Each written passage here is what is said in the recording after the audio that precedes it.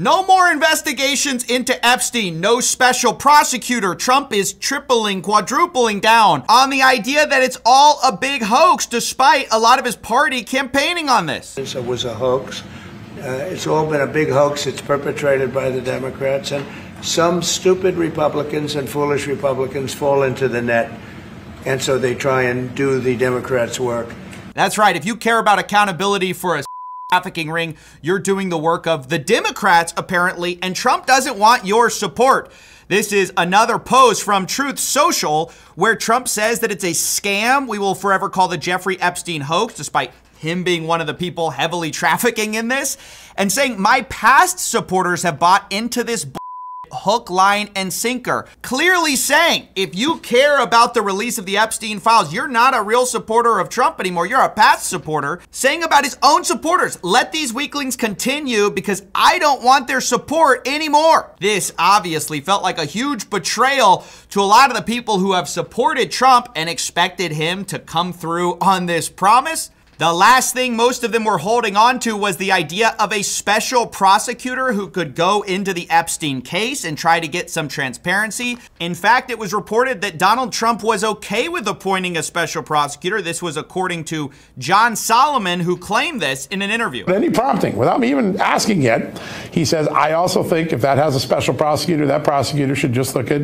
anything credible about Jeffrey Epstein, and let's get this resolved. Let's get the American people the most transparency. Now, what does that mean? If there's a special prosecutor, this gets out of Pam Bondi's hands. It goes to an independent person. They look at it. They release what they can about it, and they tell the American people whatever the grand jury can squeeze out of it. Now, this had many people saying, oh, this is great news. This will bring accountability, transparency. Here's Benny Johnson talking about it. There's been a dramatic change in approach. Very powerful people inside the administration are pushing for a special counsel, full press briefings on Epstein findings, and so on. And this is because of our voices that cannot be ignored. Right. Voices that cannot be ignored, except they were just today by Caroline Leavitt, who says Trump is not in favor of a special prosecutor at all. It's not going to happen. The president said that he floated the idea of a special prosecutor in the Epstein case. Can you confirm that? And has he asked the Attorney General to do this, to appoint a special prosecutor to look it over? Well, the idea was floated from someone in the media to the president. The president would not recommend a special prosecutor in the Epstein case. That's how he feels. And as for his discussions with the Attorney General, I'm not sure. Wow. That's how he feels. He feels like, we don't need more transparency. We don't need more accountability. We need to hush this up, okay? Trump has also responded when asked that he has nothing to do with a special investigation. President Trump, would you consider appointing a special counsel to investigate the Jeffrey Epstein investigation?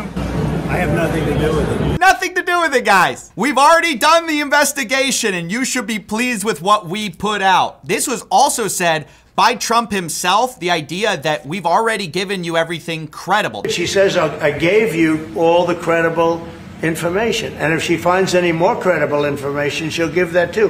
What more can she do than that? Right. She's given us all the credible information. If she finds more, she will give us more, but we already got it. If you remember, Pam Bondi already gave us the phase 1, which just included a lot of already released information. At the time, they called this the first phase, which sheds light on Epstein's extensive network. An extensive network that now includes 2 people, Epstein and Ghislaine Maxwell. Really extensive. Kash Patel, by the way, quoted saying there will be no cover-ups, no missing documents, except, of course, all the incredible information, right? If you have credible information, you have incredible information that they're gonna hide from us, I guess. With these influencers who had the binder, I guess this is part of the Democrat hoax. Can't understand why they would do that. Now, as a rewind though, what has really the FBI DOJ released that wasn't already public? Well, one of the biggest things was the tape, right? The tape of the prison cell, which actually wasn't the prison cell. It was the common area, which couldn't see Epstein's cell, which definitively proves everything. Except not only did it not show Epstein's cell, not only were there blind spots in the tape, we also had a Wired report showing that it was a modified file. This was something that went into Premiere Pro, was saved multiple times. We don't know what was changed, if anything. But now we have new reporting from Wired saying that Epstein's prison video had nearly 3 minutes cut out, which started at the, quote, missing minute. So I ask again, what credible information has really been released. The only thing that's been released is, ironically, not credible. Not only is this great for people like Prince Andrew, who's now traveling around, guess who else this is great for?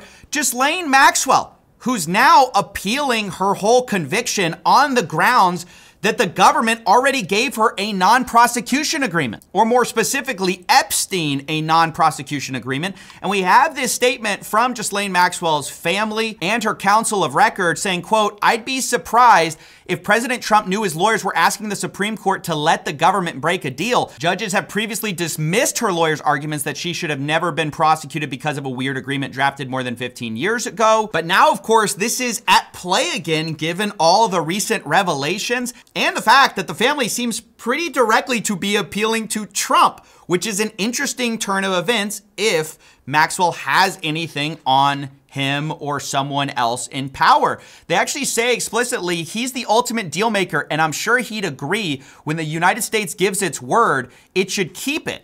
With all the talk about who's being prosecuted and who isn't, it's especially unfair that Ghislaine Maxwell remains in prison based on a promise that the US government made and broke. This itself raises large concerns given that Trump not only seems to want the Epstein thing to go away, but also that he's wished Maxwell well many times. Ghislaine Maxwell is in prison. I'm wondering, do you feel that she's going to turn in powerful men? How do you see that working out? I don't know. I haven't really been following it too much. I just wish her well, frankly. She's now in jail. Yeah, I wish her well. I'd wish you well. I'd wish a lot of people well.